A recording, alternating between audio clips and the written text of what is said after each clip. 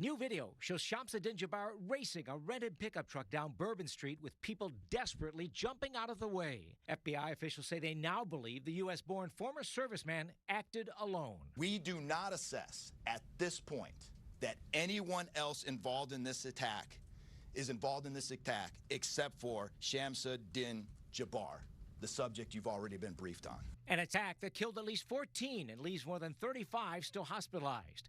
An East Bridgewater couple who was walking those streets shortly before but turned in early can't believe the scene they woke up to outside their hotel. I was terrified, and then you kind of sit and you reflect, that could have been us. The couple says it brought them back to the deadly days of the Boston Marathon. You don't go out expecting that, and same thing with the Boston Marathon.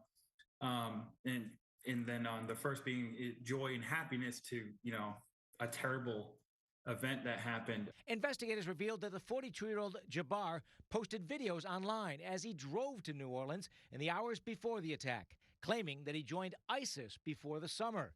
Jabbar also posted his last will and testament before carrying out the deadly mayhem that those who survived are still struggling with.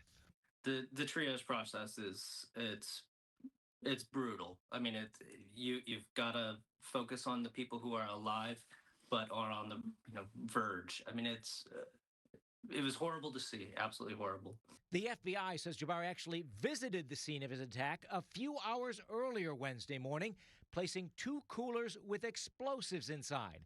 They have video of Jabbar placing the coolers. Investigators also saw others examining those coolers, leading them to consider they might also be involved, but they've now ruled that out.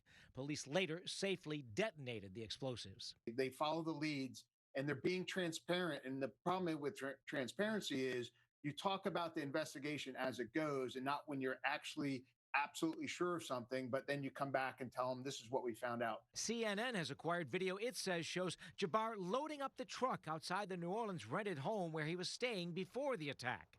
There was a fire at the home after Jabbar was killed by police, but investigators say Jabbar may have set a long fuse or some other way to make it happen. You could also have pressure cookers that were put on top of the stove filled with gasoline, and then it went off. There's a lot of different ways to do it. New Orleans officials reopened Bourbon Street Thursday afternoon with more barriers to prevent any kind of repeat attack.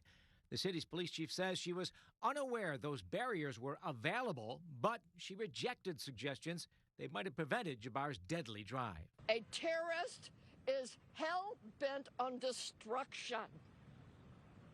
This man was going to do his best. And if it hadn't been on Bourbon, he was going to go somewhere else.